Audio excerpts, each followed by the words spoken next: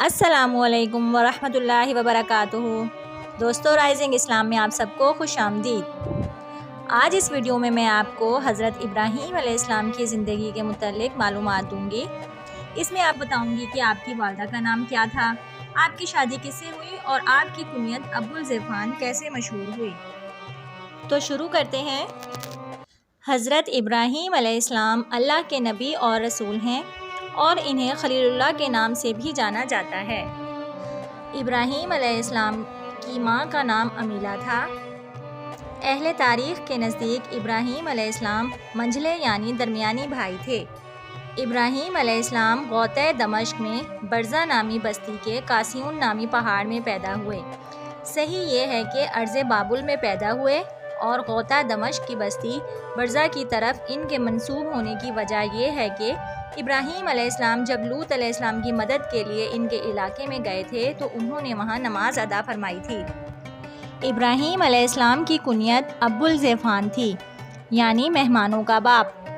آپ کے پاس بہت زیادہ مہمان آتے تھے اور میزبانی کرنے میں آپ بہت مشہور تھے، اس لیے ان کی کنیت ابوالذیفان مشہور ہوئی۔ مورخین کہتے ہیں کہ ابراہیم علیہ السلام نے سارہ سے شادی کی۔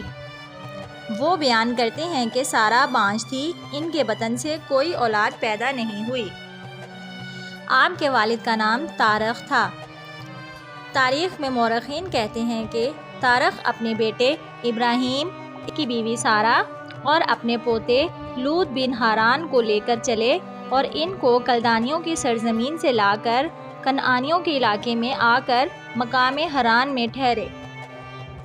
اہل حران ستاروں اور بتوں کی عبادت کرتے تھے اور روئے زمین کے تمام لوگ ابراہیم کی بیوی سارہ بھتیجے لوط علیہ السلام کے سوا اللہ کے منکر تھے۔ ابراہیم خلیل اللہ ہی وہ نبی اور رسول ہیں جن کے ذریعے سے اللہ تعالیٰ نے ان فتنوں اور گمراہیوں کو دور کیا۔ اللہ تعالیٰ نے ان کو بچپن سے رشد و ہدایت سے نوازا، ان کو رسول بنایا اور کم سنی میں ان کو اپنا خلیل بنا لیا۔ چنانچہ اللہ تعالیٰ نے ارشاد فرمایا، اور ہم نے ابراہیم علیہ السلام کو اس سے پہلے ہدایت دی اور ہم اس کو جانتے تھے، یعنی وہ اس کا اہل اور حقدار تھا۔ تو ساتھیوں، اس واقعے کو فی الحال یہیں روکتے ہیں اور اس کی اگلی قسط دوبارہ ملاحظہ کیجیے گا کیونکہ ویڈیو لمبی ہو جائے گی۔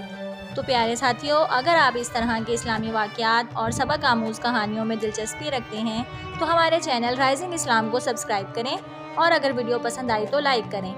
تو انشاءاللہ ملتے ہیں پھر اس واقعے کے ساتھ۔ اللہ حافظ۔